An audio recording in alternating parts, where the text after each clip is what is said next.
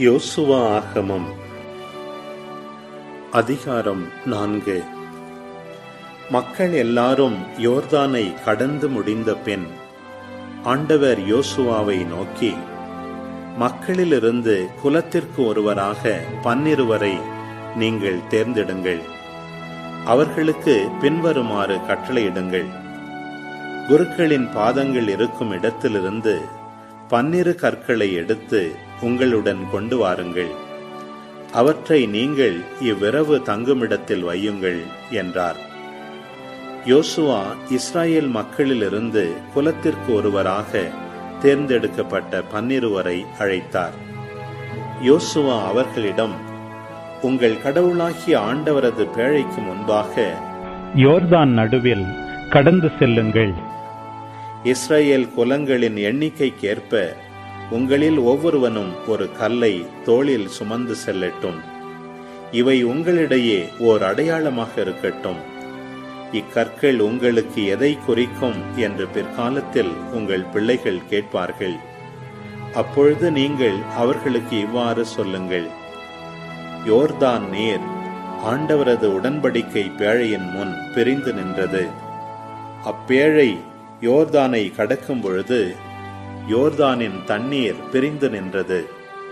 இக்கற்கள் இஸ்ராயேல் மக்களுக்கு என்றும் இந்நிகழ்ச்சியை நினைவூட்டுவதற்காக உள்ளன என்று சொல்லுங்கள் என்றார்.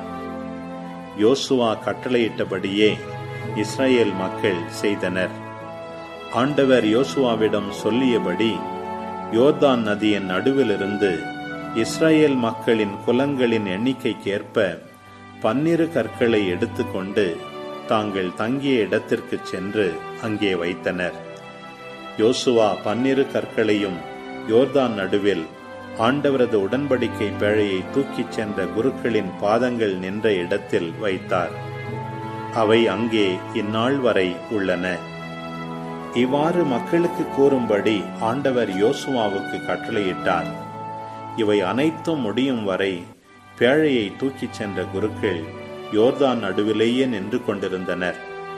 மக்களும் விரைவாக கடந்தனர்.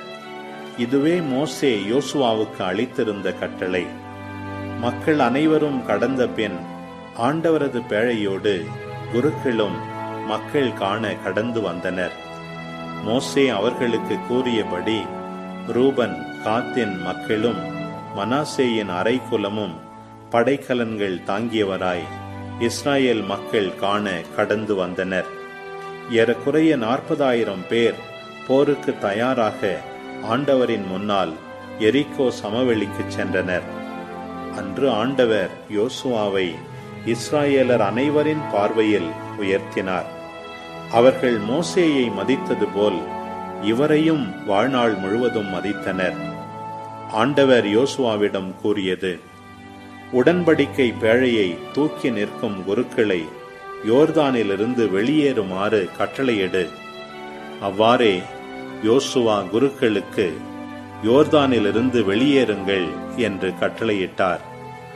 ஆண்டவரது உடன்படிக்கை பேழையை தூக்கிச் சென்ற குருக்கள் யோர்தானின் நடுவிலிருந்து வெளியேறி தங்கள் பாதங்களை கரையில் வைத்தவுடன் யோர்தான் நீர் தன்னிடத்திற்கு திரும்பியது. முன்பு போல் கரைகளை தொட்டு ஓடியது. முதல் மாதத்தின் 10ஆம் நாளன்று மக்கள் யோர்தானிலிருந்து வெளியேறினர். அவர்கள் எரிகோவில் கிழக்கு பகுதியில் இருந்த கில்காலில் தங்கினர். யோர்தானிலிருந்து எடுத்து வந்த 12 கற்களையும் யோசுவா கில்காலில் நாட்டினார்.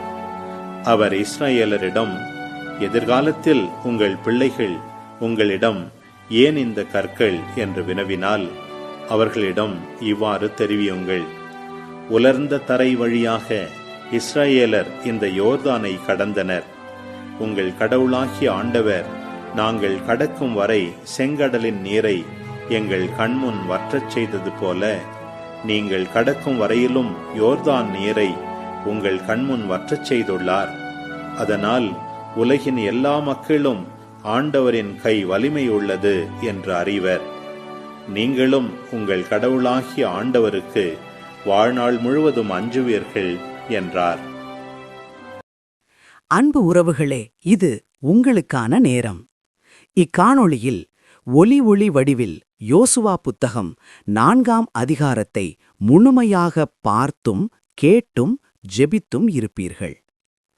இன்றைய இறைவார்த்தையின் அடிப்படையிலான கேள்வி: யோசுவா இஸ்ரயேல் மக்களிலிருந்து குலத்திற்கு ஒருவராக தேர்ந்தெடுக்கப்பட்ட எத்தனை நபர்களை அழைத்தார்?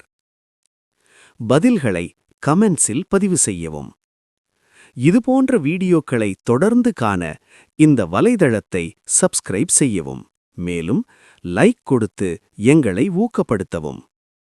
இப்பதிவுகளை மற்றவரோடு பகிர்ந்து ஷேர் செய்து நாளும் திருவிவிலியத்தின் ஒரு அதிகாரத்தை வாசிக்கவும், கேட்கவும், பார்க்கவும் நீங்கள் உதவிடலாம்.